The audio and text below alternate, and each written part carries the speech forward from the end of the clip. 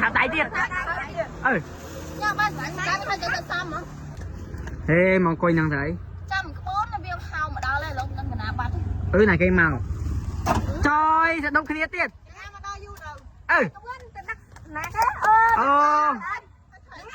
bởi không ta phải như sẵn như món cái bưng cả trắng là đang thả tốt hơn phòng ta chắc phải nó hay mạch bàn nọ đặt tốt này nó có bay kia nhưng bay kia nhưng vô bàn em mới thấy chắc cái không ta phải cái gì mà rồi tôi thấy chạy xong lắm nè xong cái nào xong cái mình thà nạt nó mà đà lên nhập pin này bươn thà mau rồi bây giờ mau 10 pro rồi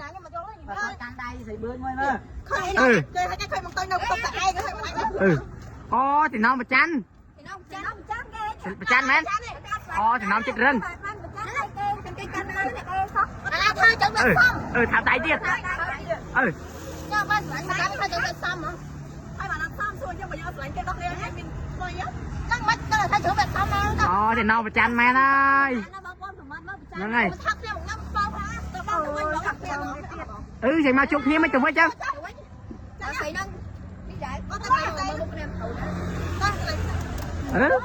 mà lo chân trôi cái kịch mấy lần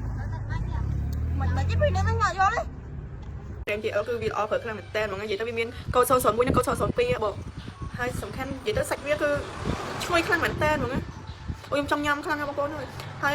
favorite របស់ខ្ញុំគឺពណ៌ទឹកក្រូចនេះហើយគឺខ្ញុំចូលចិត្តខ្លាំងណាស់ព្រោះពេលវាដាក់ទៅស៊ីក្នុងមុខខ្ញុំខ្លាំងមែនតើបើពណ៌អាឈុកនេះវាតែថានិយាយ80%ហើយធម្មជាតិដែរបងប្អូនអញ្ចឹងទៅខ្ញុំថាបើខ្ញុំលាបពណ៌នេះគឺខ្ញុំមិនជាមួយនឹងពណ៌ទឹកក្រូចបងប្អូនខ្ញុំអាចលាបពណ៌នេះសើបហ្មងព្រោះខ្ញុំអត់សូវចូលចិត្ត80%អត់សូវចូលចិត្តទេខ្ញុំចូលចិត្តបែបថារៀងទៅរៀងកាច់កាច់បន្តិចចឹងណាឥឡូវខ្ញុំនឹងលាបមកចុះនេះបងប្អូនមករបស់ខ្ញុំនឹងលាបពណ៌នេះខ្ញុំលាបពណ៌ទឹកក្រូចមក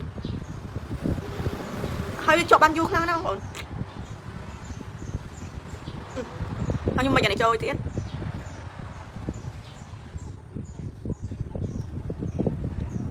សំខាន់ណាស់យើងយកមកលាបពណ៌បានទៀតណាបងប្អូននេះអូ my god អូអាឡូខ្លាំងហ្មងណាបងប្អូនអូនេះ no ល្អខ្លាំងមែនតើនិយាយទៅមានតែពីរដើមហ្នឹងបងប្អូនមិនចាំប្រើកលឺថ្មក៏បានដែរហើយទីដល់ថានេះជាក្រែមជាបានមិនក៏ហេតុអីយកទៅលាបលើថ្មអត់ខ្លាចខូចស្បែកមុខអត់ទេបងប្អូននិយាយទៅគឺល្អប្រើខ្លាំងមែនតើហ្មងនេះជាមិនជាលក្ខណៈថាក្រែមធ្វើឲ្យជាលំអខាងក្រៅណាបងប្អូនវាគឺជាក្រែមដែលព្យាបាលបែបមកបងប្អូនសម្រាប់បងប្អូនណាដែលថា